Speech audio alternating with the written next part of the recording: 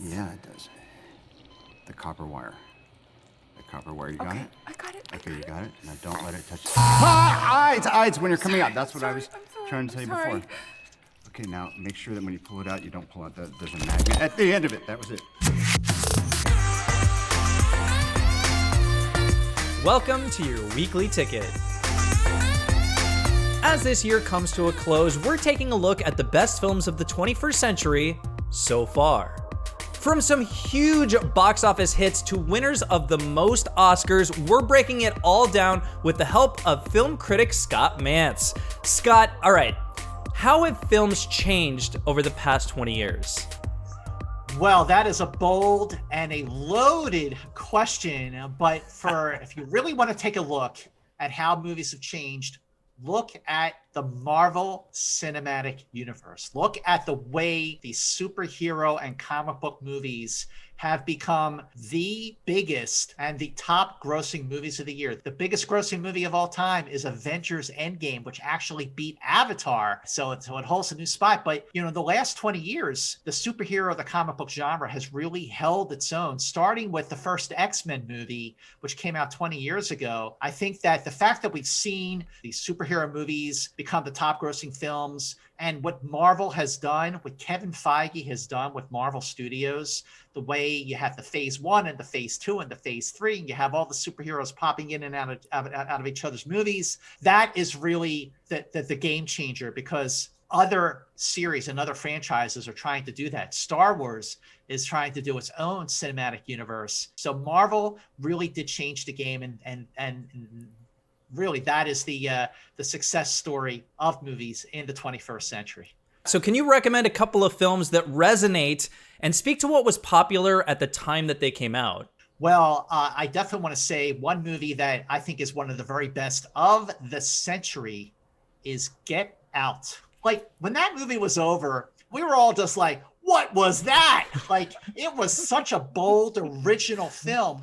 It was an allegory for racial stereotyping and tolerance, but it was done in such an original and entertaining way and a provocative way.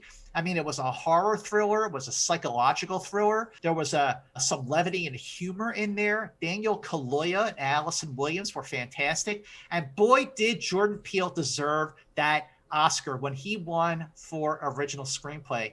That movie, I think, was just the perfect film to capture the steer towards acknowledging the racial stereotyping and intolerance in a way that it was accessible, because people were so entertained by the movie, they didn't realize until they really thought about it that they were watching a movie with a message. That was a fun movie to take people to that didn't know about it too. Because then they come out and they got so much to talk about. It's great. That is a fantastic movie. So the other way you can look at the last 20 years, look at the year 2008. 2008 was a landmark year for movies, specifically for comic book based movies. In the beginning of May, you had the release of Iron Man, which is a great film. Robert Downey Jr. was absolutely perfect as Tony Stark. He was the role he was born to play, among others, because he's a great actor. But it's also the film that launched the Marvel Cinematic Universe, which, as you know, with more than 20 movies now over these last 12 years, has become just an unprecedented movie series in the history of motion pictures. And that first movie had to be good. But also, just a couple months after Iron Man opened, you had the release of The Dark Knight, directed by Christopher Nolan. That was a game-changing film right there, because, I mean, yeah, it's Batman and the Joker, but the movie was so grounded in reality. And Heath Ledger, he won the Academy Award for supporting actor after he had passed away. But the movie was just so plausible. It was a mob movie, and it really raised the bar for how these superhero movies can be. But also, 2016 was another landmark year, because you had two completely different films that are both amazing for completely different reasons. And they both did very well at the Academy Awards. Of course, the one that I love the most is La La Land. I was a big champion and cheerleader for that film.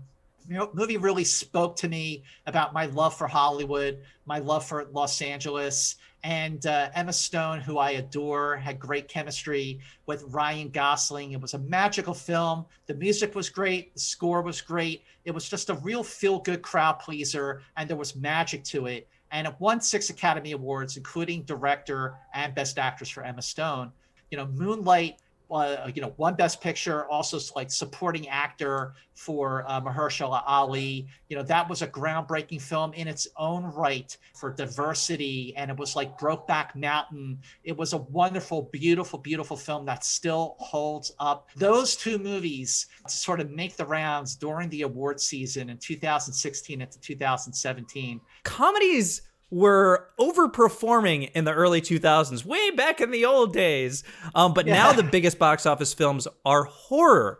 What do you think that says, and how does that inform us of what genres will have a comeback in the next decade? You're right to point out that like comedies and romantic comedies have started to taper off at the box office. In its way, we saw all these, of course, the superhero films and the comic book movies, and of course, the Star Wars movies. But horror films, people love to be scared. Everyone loves a good, scary movie. And over the last 20 years in the 21st century, the best horror movies worked better as psychological thrillers than they did as like Friday the 13th or Halloween. When you look at like the best horror movies of the 21st century, obviously Get Out is like one of the very, very best. But you also have 28 Days Later from 2003, directed by Danny Boyle. Mulholland Drive from 2001, David Lynch, is not the typical horror movie that you think of when you think of a horror film, but it is very scary, very creepy, very unnerving. This year, one of the very best movies of 2020, the last movie that I saw in a movie theater, was The Invisible Man. Oh, yeah. It was brilliant. I actually saw that in a theater 3 times. I mean, that film was one of the very best remakes in modern times. Elizabeth Moss was so great. It was a movie with a message in the Me Too and the Time's Up years that we've had in these last 3 years. But the thing is this: why do people love to be scared? Why do horror movies thrive? And why have they stayed popular in these last 50 years, since like Rosemary's Baby and The Exorcist? And the reason for that is because more than any other experience that you have watching a film, whether it's something that makes you sad or something that makes you laugh, no sensory experience is more engrossing than when you are scared. Yeah. When you are in survival mode, no part of the brain gets a better workout than when you are scared. You are so committed when you are watching a scary movie like Invisible Man or like The Conjuring or like one of my favorite movies of 2018, A Quiet Place. Fantastic. That movie was great. It was ingenious. So these are the films that I think, the horror movies that will be the first, among the first, in addition to the Marvel and the DC movies, to bring people back to the theaters because people love to be scared. Man, Scott, I'm totally with you about the theaters making a comeback. I miss the popcorn. I miss the popcorn so much. All right, Scott, well, thanks for coming on the show. Where can people find you? Okay, well, you can follow me on Twitter and on Instagram at Movie Mance. I also have a YouTube channel, which I just started this year, finally. And my YouTube channel, where I'm producing and editing my own film content, including reviews, but other shows as well. My YouTube channel is just Scott Mance. So just check that out. And also, if you live in Southern California, you can catch me every Friday morning on KTLA TV Channel 5, the Emmy-winning morning broadcast with Sam Rubin and company. They're great, and it is so great to see you. Thank you so much for having me on. I'm so glad we got to do this, man. Happy holidays. You too. Stay safe. Available to watch at home is The Last Shift. You got any fast food experience? Just eating it. I just don't think he's a good fit here. Javon, it's your responsibility and it's your job to train him. Written and directed by Andrew Cohn, The Last Shift stars Richard Jenkins as a man quitting the graveyard shift at fast food emporium Oscar's Chicken and Fish after 38 years. His unhappy replacement is a talented young writer who's experiencing writer's block, and his provocative politics keep landing him in trouble. These two, who share little in common, are brought together through circumstance. And available to watch at home on Friday is Shadow in the Cloud. There's something on top of the plane. Something on the goddamn tires.